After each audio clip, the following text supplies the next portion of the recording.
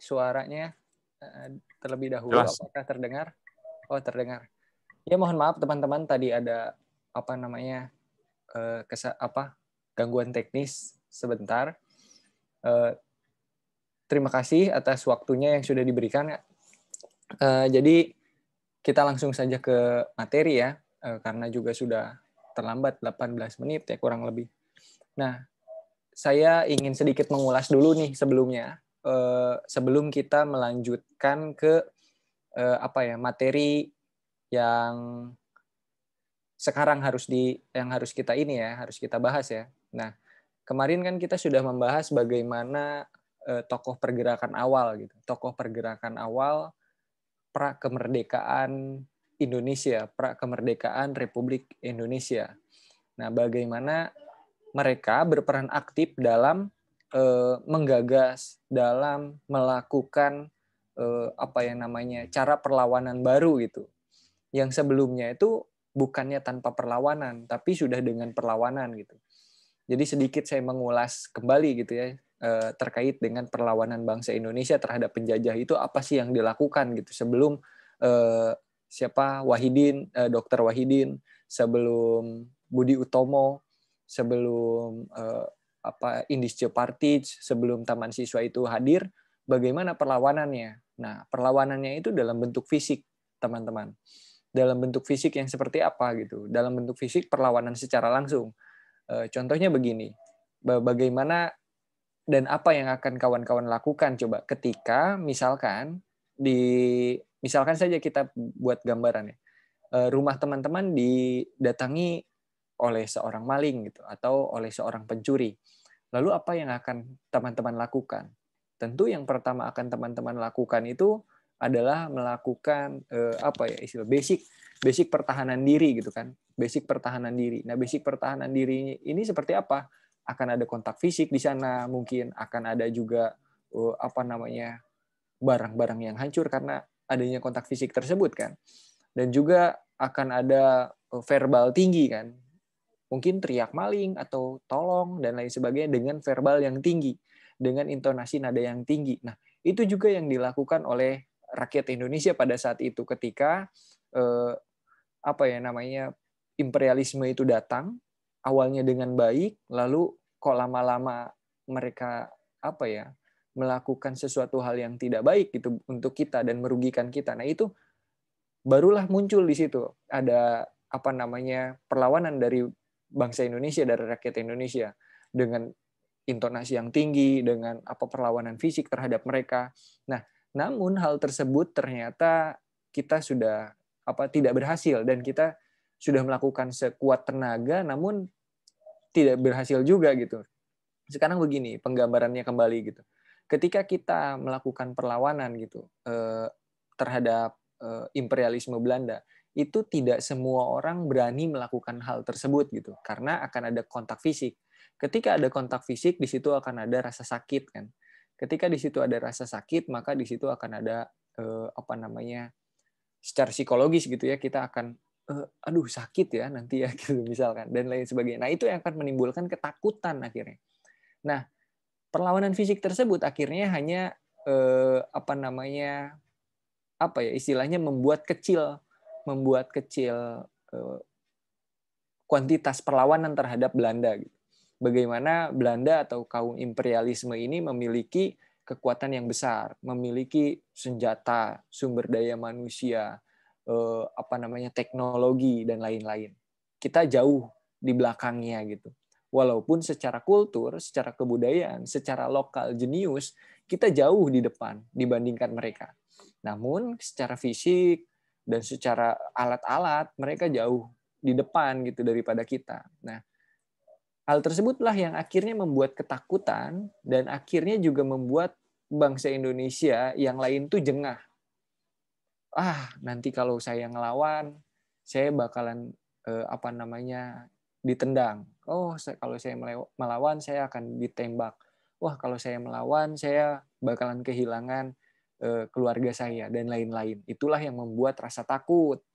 Dan juga belum lagi bangsa Belanda atau imperialisme itu melakukan kerjasama dengan kelokalan. seperti yang sudah kemarin kita ulas bahwa bagaimana tenaga-tenaga lokal, bagaimana pejabat-pejabat lokal itu melakukan tindakan yang tidak patut terhadap bangsanya sendiri, seperti yang ditulis oleh Does Dekker kan, atau dalam bukunya itu Max Havelaar. Dia menceritakan bagaimana pejabat di Serang itu melakukan tindakan korupsi, melakukan hal-hal yang tidak istilahnya tidak patut lah terhadap bangsa sendiri kan. Malah lebih kejam daripada Belanda itu sendiri. Itulah yang akhirnya membuat keterpurukan. Nah, hadirlah Dr. Wahidin dan teman-teman lainnya membentuk jenis perlawanan baru. Jenis perlawanan yang sifatnya radikal, namun berbasis kooperatif gitu, melalui organisasi-organisasi ini gitu, melalui karya-karya intelektual. Bagaimana melawan Belanda itu dengan proses intelektualisme. Bagaimana kita dapat berkomunikasi terlebih dahulu dengan mereka, melakukan negosiasi kepada mereka. Bagaimana juga kita meningkatkan pendidikan rakyat Indonesia agar kita dapat melakukan basic perlawanan yang lain. Kalau misalkan seperti Thailand contohnya, Thailand itu merupakan satu-satunya negara di Asia Tenggara yang tidak pernah dijajah kan. Kenapa dia tidak pernah dijajah? Karena mereka melakukan jenis perlawanan melalui kekayaan gitu, melalui proses istilahnya memberikan gambaran bahwa negara mereka adalah negara kaya gitu. Makanya tidak heran kalau misalkan kita datang ke Thailand atau kita melihat tayangan visual di di internet terkait dengan Thailand, kita melihat banyak gedung atau pagoda ya disebutnya, pagoda-pagoda dirakit dengan emas. Nah, itulah yang ingin ditunjukkan oleh Thailand bahwa saya ini adalah negara kaya gitu, jangan macam-macam dengan saya. Itu yang mereka lakukan perlawanannya gitu terhadap orang Barat gitu. Akhirnya orang Barat atau pada saat itu imperialisme merasa segan. Itu menurut keterangan dari beberapa pustaka yang saya baca. Itu juga akhirnya perlawanan jenis seperti itu juga pernah dilakukan oleh Soekarno, walaupun hal tersebut mendapatkan kritik dari berbagai macam tokoh bangsa juga ya. Bagaimana beliau pasca kemerdekaan membangun Gelora Bung Karno, membangun patung Pancoran dan lain-lain, dan juga membangun Masjid Istiqlal yang besar, dan semua itu termegah di Asia Tenggara kan. Nah, itu juga ingin memberikan pola pandang bahwa Indonesia adalah negara hebat, Indonesia adalah negara kaya. Nah, proses-proses seperti itu merupakan salah satu proses perlawanan dari Indonesia untuk melakukan pengusiran terhadap imperialisme, penjajahan dan lain-lain. Kemarin kita sudah membahas Budi Utomo. Kita juga sudah membahas sedikit terkait dengan Indische Partij. Kita juga sudah membahas terkait dengan Taman Siswa. Dan juga tokoh-tokohnya, bagaimana nih mereka sebagai tokoh dasar perjuangan Indonesia itu melakukan influence terhadap banyak orang gitu. Nah, ternyata selain mereka ada juga salah satu tokoh kita gitu, influence kita yang juga istilahnya memberikan pengaruh gitu ya, memberikan pengaruh dan bisa disebut juga sebagai bapak bangsa juga, bapak bangsa. Siapakah dia? Dia adalah, kita sebut saja sebagai Hos Cokroaminoto ya. Kita sebut dia sebagai Hos Cokroaminoto. Nah, siapa Hos Cokroaminoto? Kalau misalkan saya sebut Hos Cokroaminoto itu sebagai penyemainya kemerdekaan gitu. Kenapa disebut penyemai kemerdekaan? Hos Cokroaminoto menurut saya pribadi seperti Dr. Wahidin, bagaimana dia memberikan stimulus-stimulus tertentu terhadap pergerakan kemerdekaan bangsa Indonesia gitu. Kalau Dr. Wahidin memberikan stimulusnya melalui wejangan-wejangan kepada mahasiswa distofia pada saat itu, atau siswa-siswa distofia pada saat itu, yang akhirnya siswa-siswa distofia itu termotivasi untuk mendirikan berbagai macam organisasi kan, mulai dari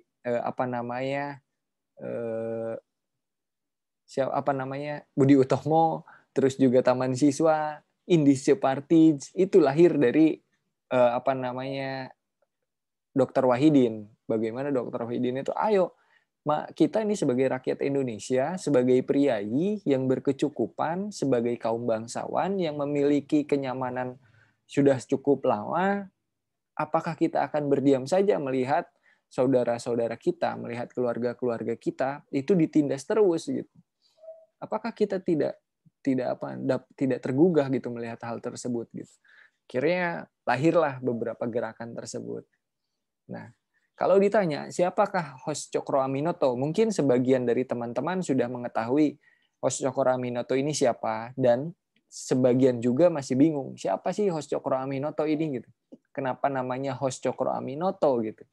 Nah, Hos Cokroaminoto itu lahir di Madiun 16 Agustus 1882. Kalau misalkan dilihat umurnya itu ya sama lah seperti dengan para tokoh pergerakan awal kan, yang tadi yang kemarin sudah kita bahas. Kalau misal dilihat dari tanggal lahirnya kan. Nah, seperti tokoh-tokoh yang lain gitu, seperti para penggerak yang lain gitu. Ini penting, sangat penting. Kenapa saya selalu bilang dia adalah seorang priai, dia adalah seorang bangsawan dan lain-lain. Karena ini adalah hal yang cukup penting kita mungkin kita dengar deh. Karena apa? Karena supaya dapat gambaran gitu. Apakah bisa hari ini berlaku seperti tahun lalu, atau berlaku seperti masa itu, atau berlaku pada saat prakemerdekaan gitu. Bagaimana tokoh-tokoh bangsawan atau seorang bangsawan ini memberikan impact yang besar terhadap rakyat Indonesia kan gitu. Nah, ini sangat penting terus saya garis bawahi bahwa Hos Cokroaminoto itu merupakan seorang priai atau seorang bangsawan. Dia seorang bangsawan. Kenapa dia seorang bangsawan? Karena ayahnya Raden Mas Cokroamiseno itu juga seorang pegawai pemerintah atau asisten bupati lah kalau misalkan dibilangnya. Wedana kalau zaman itu. Dan tempatnya namanya Kewedanaan. Nah, lalu kakeknya atau ayah dari Raden Mas Cokroamiseno ini merupakan Raden Mas Adipati Cokronegoro. Siapakah dia? Dia merupakan bekas Bupati Ponorogo. Nah, kakeknya ini bekas Bupati Ponorogo, dan ayah dari kakek Adipati Cokronegoro ini merupakan seorang pegiat agama atau seorang kiai yang memiliki pesantren di Ponorogo. Nah, dia tuh tokoh juga. Uyutnya Hos Cokroaminoto ini juga merupakan seorang tokoh gitu. Dia merupakan seorang tokoh yang cukup besar di Jawa Timur dan disegani baik oleh pihak Belanda ataupun oleh pribumi atau bumi putra itu sendiri. Nah, dari sini kita sudah memiliki gambaran bagaimana kehidupan seorang Hos Cokroaminoto kan, bagaimana dia berkecukupan, dia juga tidak sulit lah mendapatkan sekolah yang baik lah gitu ya, sekolah yang terbaik, dan juga dia tidak mendapatkan tekanan yang begitu besar atau tidak mendapatkan tekanan yang begitu dahsyat gitu dari pihak imperialisme kan, pihak imperialisme Belanda. Itu dibuktikan juga dengan bagaimana dia sekolah di OSVI atau dia bersekolah di sekolah kalau sekarang ini pegawai negeri lah disebutnya. Jadi sekolah pegawai negeri, di mana sekolah ini nantinya akan dicetuskan atau akan melahirkan seorang pegawai Hindia Belanda gitu pada saat itu. Jadi yang lulus dari sini OSVI itu akan pasti akan menjadi pegawai pemerintahan lah, istilahnya begitu. Dia lulus dari sini pakai jadi pegawai pemerintahan, entah itu jadi staf keuangan, entah itu dia jadi asisten bupati dan lain sebagainya. Nah, itu sudah pasti di sana. Nah, Cokro Aminoto itu bersekolah di sana.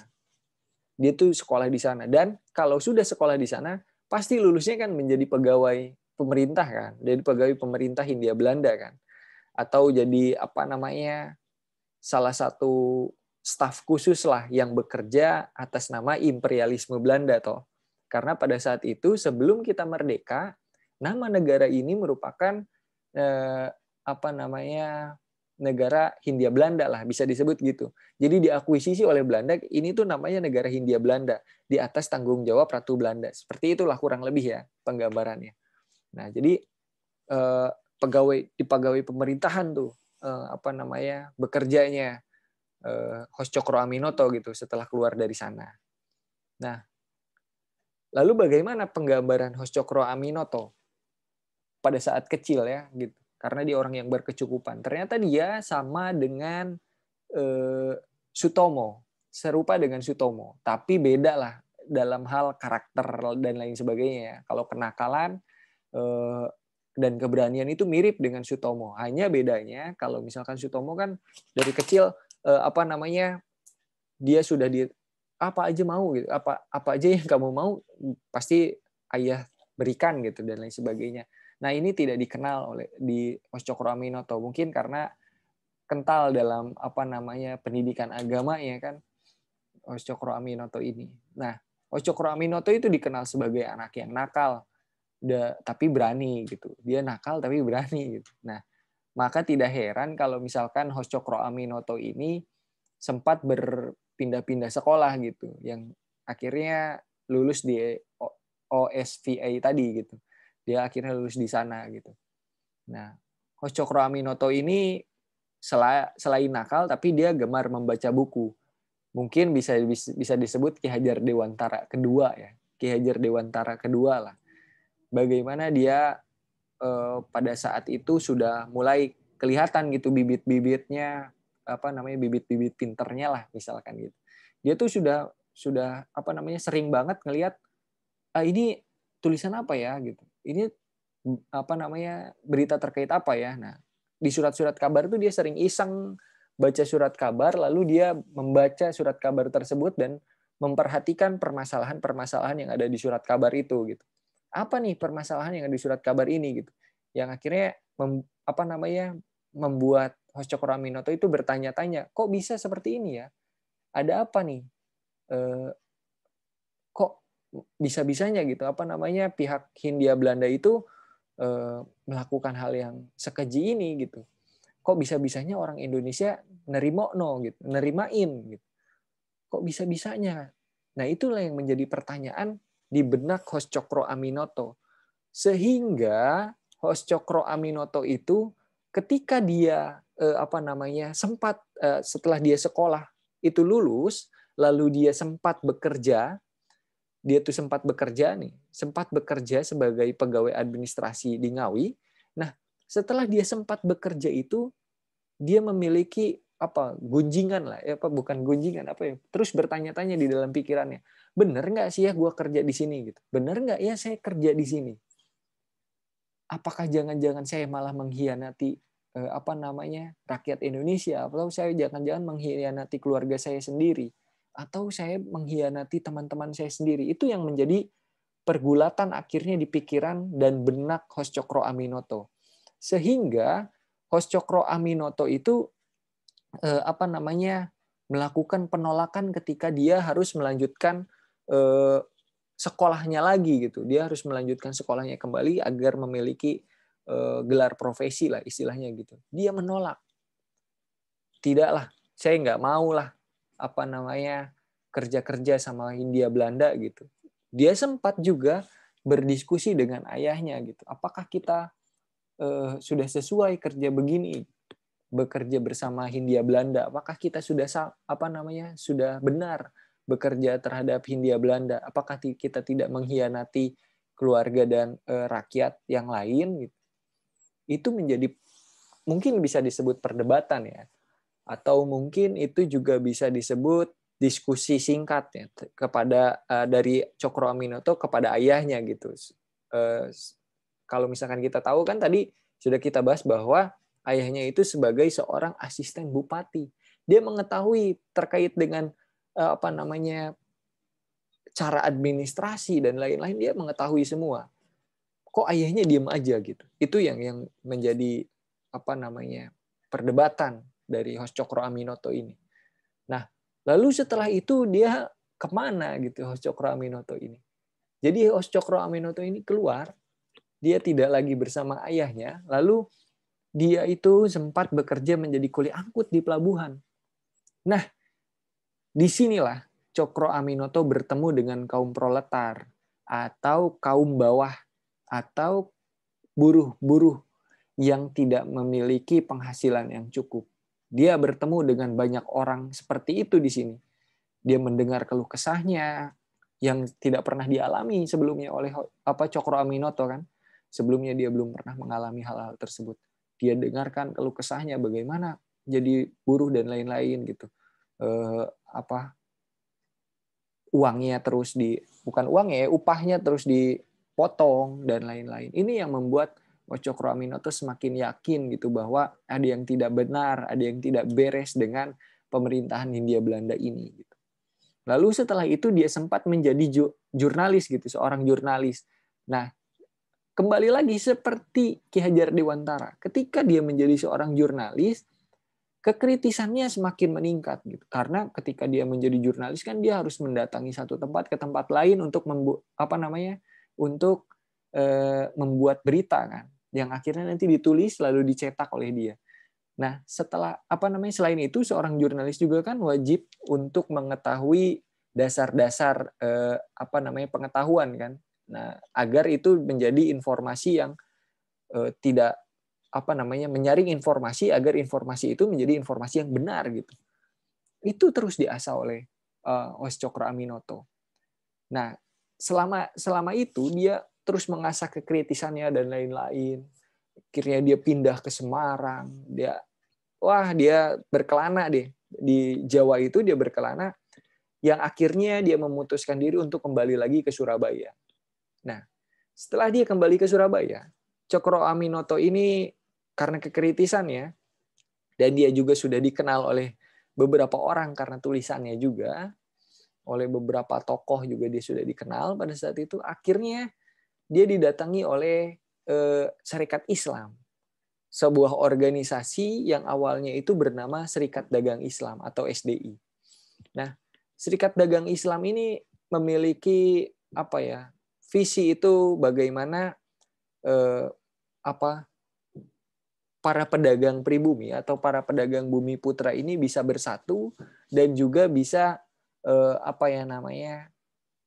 berkolektif lah, bergabung lah, bekerja sama untuk mengalahkan imperialisme dan sistem-sistem ekonomi yang sungguh merugikan rakyat gitu. Nah, ini dibentuklah Serikat Dagang Islam ini, yang akhirnya Serikat Dagang Islam ini melebur menjadi berganti nama menjadi Serikat Islam, Syarikat Islam. Nah, akhirnya Cokro Aminoto ini singkat cerita memutuskan diri untuk bergabung dengan Syarikat Islam, yang kemudian dia menjadi ketua cabang Syarikat Islam di Surabaya. Nah, disinilah Cokro Aminoto mengenalkan dirinya, sekaligus dia memberikan perhatian terhadap orang-orang di pengurus Syarikat Islam. Begitu juga dengan warga Surabaya atau rakyat Surabaya. Dia mulailah berorganisasi lah di sana ya. Dia menjadi ketua perkumpulan Panti Harsoyo sebelumnya gitu, dan juga istilahnya dia bersama Samanhudi atau Haji Samanhudi yang merupakan juga ketua umum Syarikat Islam ini sering banget berkumpul dan juga berkomunikasi gitu. Bagaimana sharing lah, bagaimana nih kemerdekaan bangsa Indonesia, bagaimana nih Syarikat Islam sebagai motor penggerak para pedagang bumi putra dan lain-lain. Nah, akhirnya singkat cerita, Cokro Aminoto yang sempat menjadi pengurus itu menggantikan sosok pimpinan Haji Samanhudi ini. Pada tahun 1914 di Yogyakarta, pada Kongres kedua Syarikat Islam, Host Cokro Aminoto akhirnya diangkat menjadi pimpinan tertinggi Sarekat Islam. Dia akhirnya menjadi pemimpin di sana. Dia akhirnya memimpin Sarekat Islam pada saat itu dengan anggota yang sudah jutaan. Kalau tidak salah itu hampir 2,5 juta anggotanya yang tersebar di seluruh Pulau Jawa dan di Indonesia. Akhirnya dia menjadi momok besar bagi imperialisme. Dan juga akhirnya itulah yang mengundang perhatian banyak orang, termasuk para pendiri bangsa ini nantinya, the founding father ini nantinya. Itu siapakah dia gitu? Maksudnya sebegitu terkenalnya Cokro Aminoto pada saat itu, dan yang herannya itu tidak dikenalkan secara masif ya. Mungkin sudah dikenalkan gitu oleh buku-buku sejarah gitu. Namun ini kita ulas lagi karena ini sangat penting gitu, karena Host Cokro Aminoto ini merupakan sosok yang penting, karena tanpa Host Cokro Aminoto tidak akan pernah ada peristiwa-peristiwa sejarah selanjutnya nih nanti yang mungkin lebih seru kita bahas nantinya. Nah, Host Cokro Aminoto setelah menjadi ketua Sarekat Islam, dan dia juga istilahnya tidak lagi menjadi seorang jurnalis, dia akhirnya punya punya penghasilan itu satu-satunya dari menyewa kos, membuka kos-kosan gitu istilahnya. Rumahnya yang cukup luas dan dia cuma berdua bersama istrinya. Akhirnya dia sewain aja deh rumah ini gitu untuk para mahasiswa atau para siswa-siswa atau muda-mudi yang ingin ngekos di sini sambil dia bersekolah di Surabaya. Akhirnya rumah di tepi kali Sungai Kalimas ini, di tepi Sungai Kalimas Surabaya ini menjadi hunian para pegiat atau para pahlawan bangsa yang memiliki pandangan-pandangan yang cukup luas, pandangan-pandangan yang cukup radikal, pandangan-pandangan yang cukup kritis akhirnya di sana. Nah, banyak yang para tokoh tuh yang tinggal di sini sebelumnya. Ada Soekarno, ada Ahmad Dahlan, ada masih banyak lah, nanti saya ceritakan. Tapi di sini cuma 3 aja yang bisa saya ceritakan untuk membahas peristiwa selanjutnya nantinya kan ya. Bagaimana 3 tokoh ini memiliki pengaruh besar untuk peristiwa sejarah selanjutnya. Dan bagaimana pengaruh Host Cokro Aminoto di sini kepada 3 tokoh besar bangsa ini. Nah, gambarannya seperti ini, gambaran kamarnya seperti ini. Jadi gambaran kos-kosannya seperti ini. Jadi satu kos-kosan atau satu rumah itu dihuni oleh 10 orang atau 10 anak kos yang ngekos di sini gitu. Ngekos di rumah Host Cokro Aminoto. Oh iya, sebelum ke sana, kok dipanggil Host Cokro Aminoto itu terlewat ya, saya lupa. Kok dipanggil Host Cokro Aminoto gitu. Nah, Host Cokro Aminoto itu hostnya ini merupakan singkatan dari sebuah nama. H-nya itu Haji, O-nya itu Umar, karena pada saat itu kalau menulis menulis U itu harus dengan ejaan O dan E kan ya. Jadi kalau C itu T dan J. Nah, itu jadi ejaannya itu Umar itu dari OE.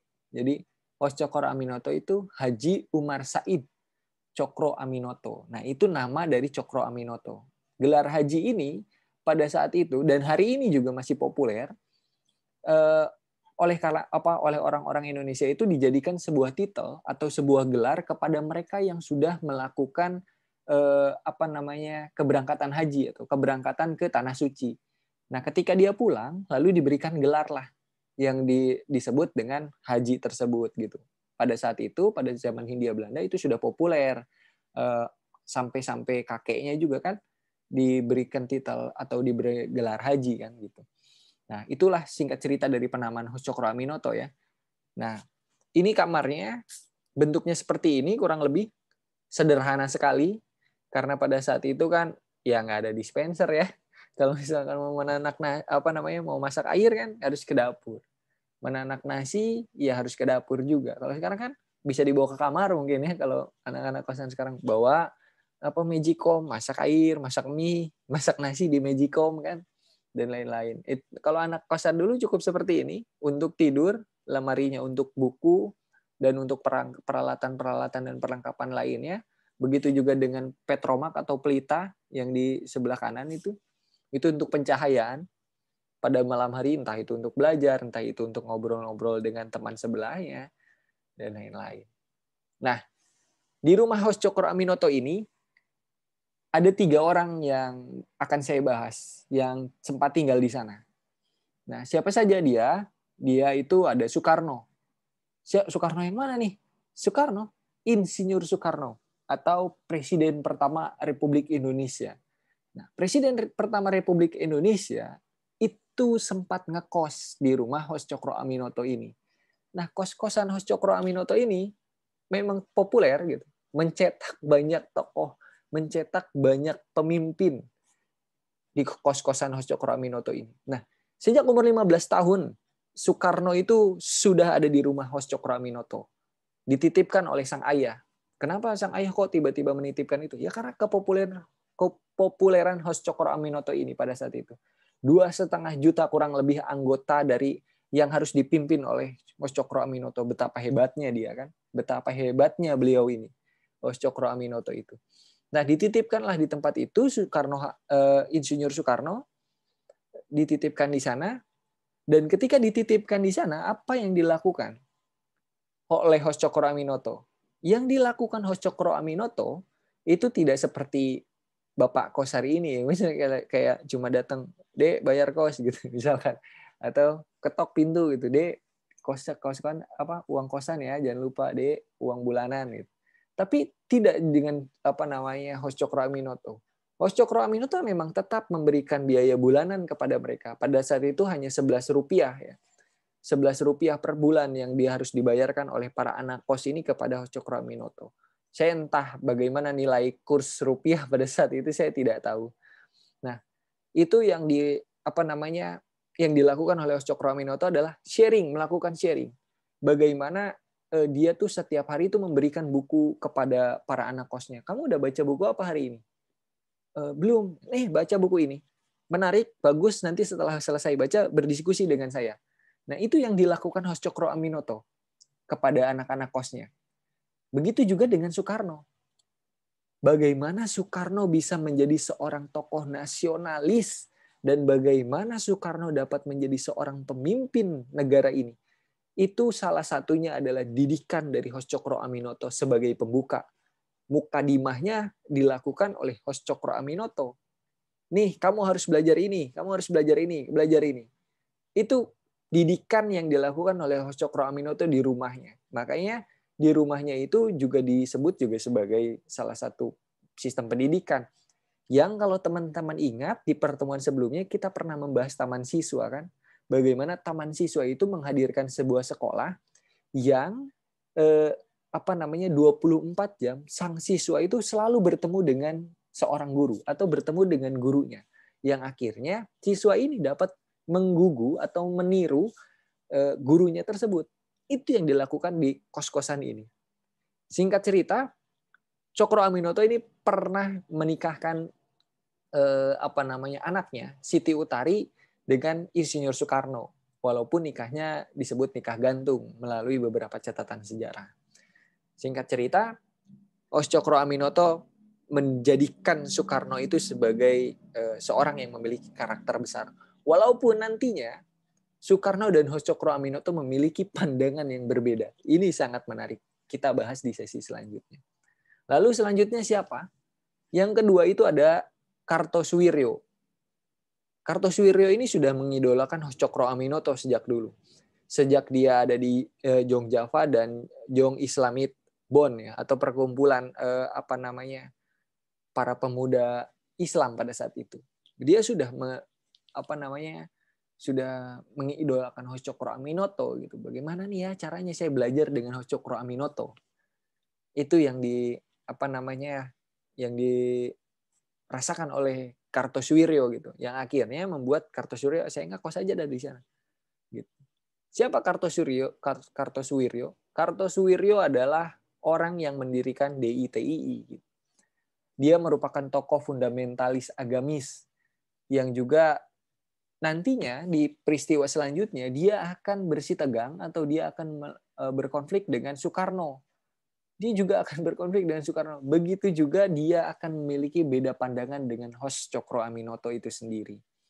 Nah, terlepas dari sana, yang dilakukan oleh host Cokro Aminoto terhadap Kartosuwiryo adalah melakukan pendidikan. Bagaimana kamu itu harus baca ini, kamu itu harus begini, kamu itu harus memiliki karakter kritis, kamu itu harus berani melawan siapa? Imperialisme, berani melawan ketertindasan, dan lain sebagainya. Nah, host Cokro Aminoto itu selalu melakukan itu, pandangan-pandangan seperti itu, dan bagaimana Kartosuwiryo itu akhirnya memiliki kedekatan dengan host Cokro Aminoto sehingga pernah diangkatlah Kartosuwiryo itu menjadi sekretarisnya host Cokro Aminoto. Walaupun nantinya akan memiliki beda pandangan karena bagaimanapun dia keterkaitannya antara seorang guru dan murid kan. Nah, lalu ada siapa? Lalu ada Muso dan Alimin. Muso dan Alimin itu siapa? Muso dan Alimin itu adalah sosok pimpinan dari PKI, kawan-kawan. Nah, sosok dari pimpinan dari PKI atau Partai Komunis Indonesia yang nantinya akan kita bahas melalui peristiwa yang selanjutnya kan. Nah, dia memiliki pemikiran sosialis dan komunis. Itu sedikit gambaran dari 3 tokoh ya. Dari 3 tokoh atau 3 orang yang pernah tinggal di kos-kosan atau rumah host Cokro Aminoto. Menariknya dari 3 tokoh ini atau dari 3 orang inilah kita lihat dari awal mereka memiliki pola pandang yang berbeda. Soekarno dengan nasionalismenya, Soekarno dengan nasionalisnya, patriotisnya, lalu Kartosuwiryo dengan fundamentalis agamisnya, lalu Muso dan Alimin atau dengan Semaun itu memiliki pandangan sosialis komunis. Ini memiliki konsep yang berbeda. Lalu bagaimana Cokro Aminoto memberikan gambaran ini? Nah, Cokro Aminoto itu hanya memberikan gambaran bagaimana kamu itu sebagai anak manusia itu harus merdeka dalam proses berpikir dan lain sebagainya. Kamu itu harus melawan ketidakadilan. Kamu itu harus melawan imperialisme.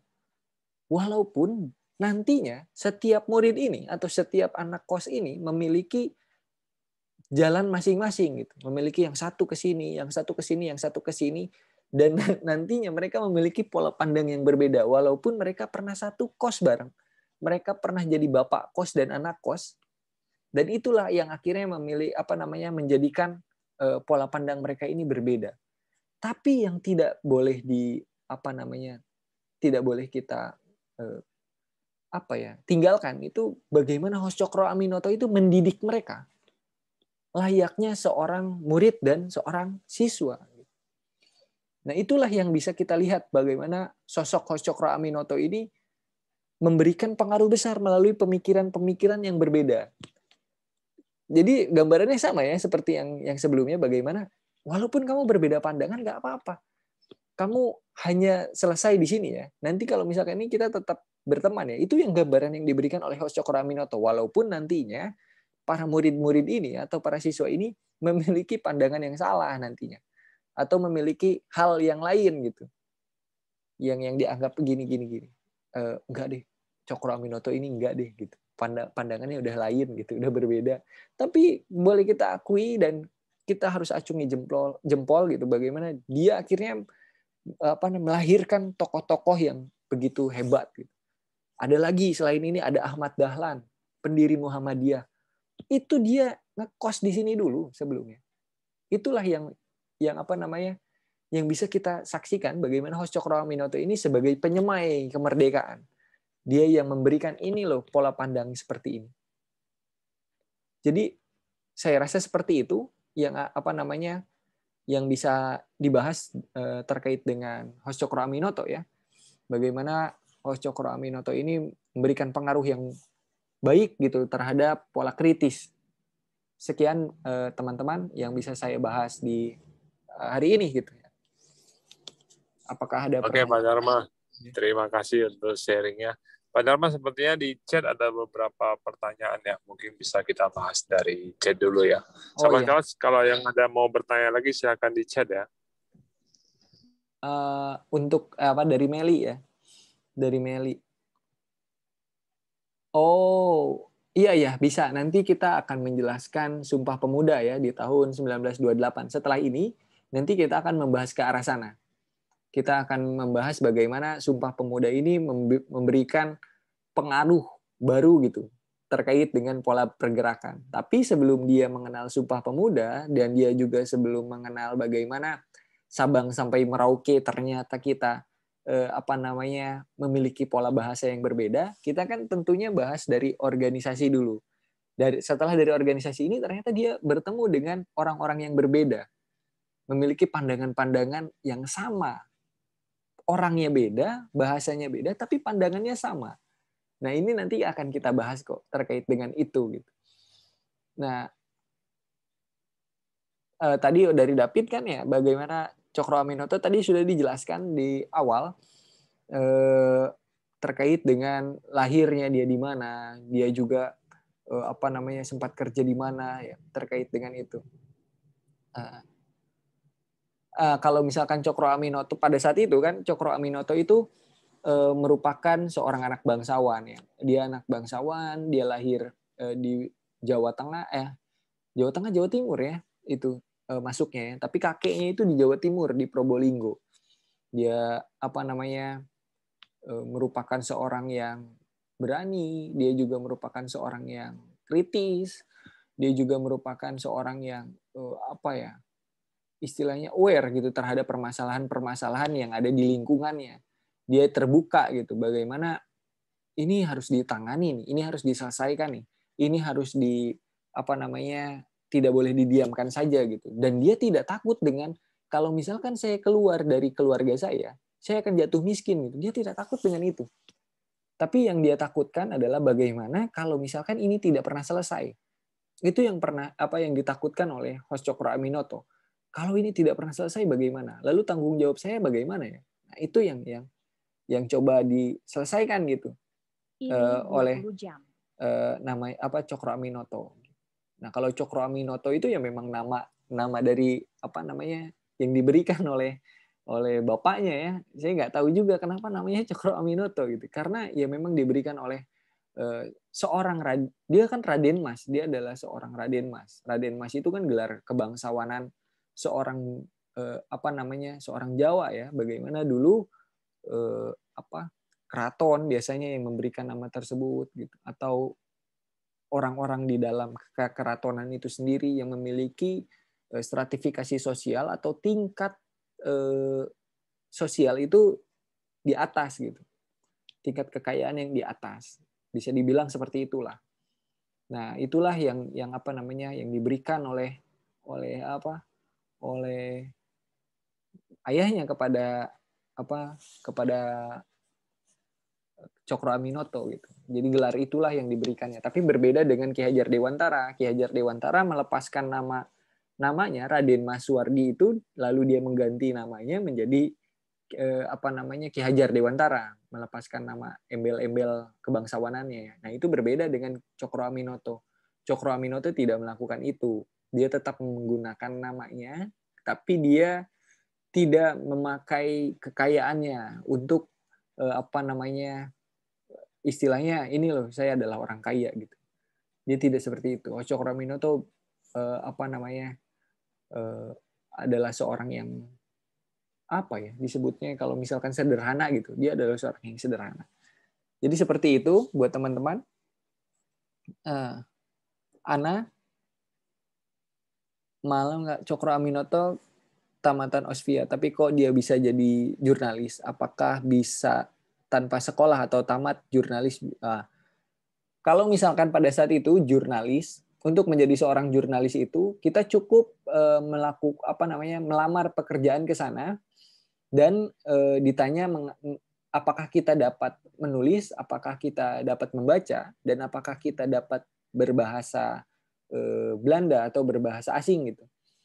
Hanya syaratnya hanya seperti itu saja gitu. Hal tersebut dilakukan karena kalau misalkan kita menjadi seorang jurnalis, tentunya kita harus dapat menulis kan, menulis berita. Dan membaca kita juga harus dapat mengetahui referensi atau bagaimana ya istilahnya, apa sih yang akan apa namanya, referensi daftar pustaka ya, atau pustaka apa sih yang kita ingin apa namanya kita ambil gitu dari berita-berita tersebut gitu. Lalu apakah berita ini atau tulisan saya ini dapat sampai informasinya kepada kalangan luas, kepada orang-orang, kepada semua orang gitu, entah itu kalangan atas atau kalangan bawah. Dan kenapa dia harus memiliki keahlian atau dapat berbahasa asing atau berbahasa Belanda? Karena yang akan dia temui nanti di lapangan atau di tempat dia mencari berita itu kemungkinan harus berhadapan dengan orang-orang Belanda gitu. Yang akhirnya itu harus membuat mereka bisa berbahasa Belanda agar dapat menerjemahkan apa yang ingin dia lakukan dan proses perizinan administrasinya seperti apa. Nah, itulah yang nantinya harus diberikan kepada seorang jurnalis dan kepada pihak Belanda gitu, atau pihak administrasi lah yang menguasai administrasi. Sekolah apa saja tidak masalah, entah dia di Stovia, entah dia di sekolah Pamong Praja, atau dia di sekolah Osvia dan lain-lain, itu tidak pernah menjadi masalah gitu. Yang penting dia memiliki keahlian membaca, menulis dan berbahasa Belanda tersebut, serta kemungkinan dia memiliki kedekatan dengan si pemilik media cetak tersebut gitu. Jadi seperti itu. Kenapa dia tidak bekerja di rumah sakit? Oh, dia tidak bekerja di rumah sakit karena bukan Stovia kan.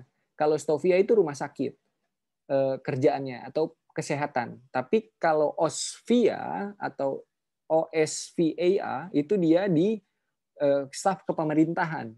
Kenapa dia tidak bekerja di staf kepemerintahan?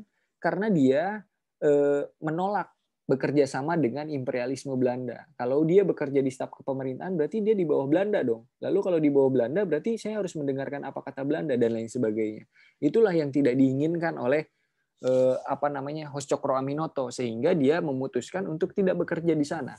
Dia memutuskan untuk bekerja di luar kepemerintahan Belanda. Akhirnya dia memutuskan bekerja di mana saja dia. Salah satunya dia pernah menjadi kuli kuli panggul di pelabuhan. Terus dia menjadi jurnalis tadi. Jadi seperti itu, teman-teman, terkait dengan Hos Cokro Aminoto ya. Ada lagi yang ingin ditanyakan?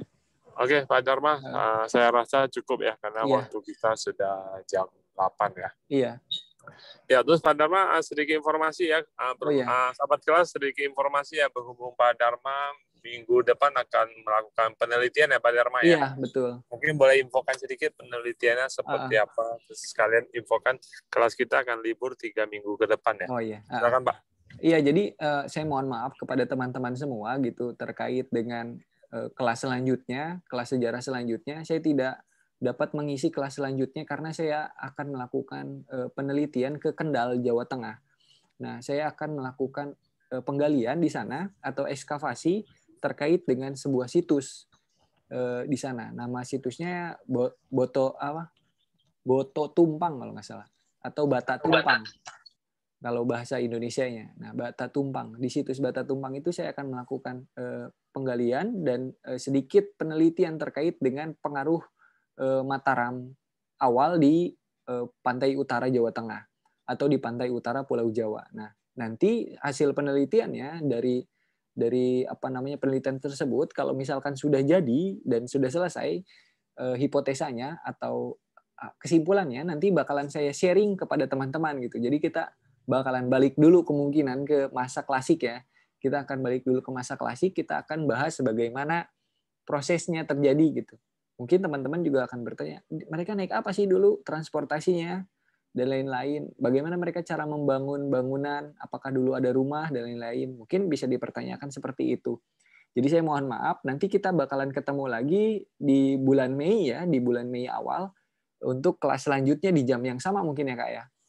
Ya betul ya, sahabat kelas kita akan break selama 3 minggu Pak Dharma akan melakukan penelitian ya.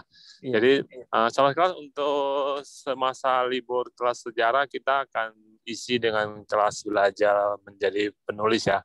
Jadi untuk 3 minggu selama Pak Dharma penelitian, kelas hari Minggu jam 7 sampai jam 8 kita akan isi dengan kelas menjadi penulis. Jadi sahabat kelas tetap bisa ikutin di kelas. Nah, link Zoom-nya akan dibagikan di kelas masing-masing. Oke, terima kasih Pak Dharma untuk sharingnya malam ini. Ya, sama-sama Kak. Dan selamat bertugas Pak Dharma. Jaga kesehatan selalu. Ya. Terima kasih. Kita doakan semoga semua penelitiannya lancar ya. Ya, terima kasih. Membawa ilmu buat kita semua. Oke, sahabat kelas, kita ketemu lagi minggu depan di kelas menjadi penulis ya. Terima kasih, selamat malam semuanya. Sampai jumpa bulan depan ya, awal Mei untuk kelas sejarah. Terima kasih Pak. Ya, terima kasih semua. Terima kasih.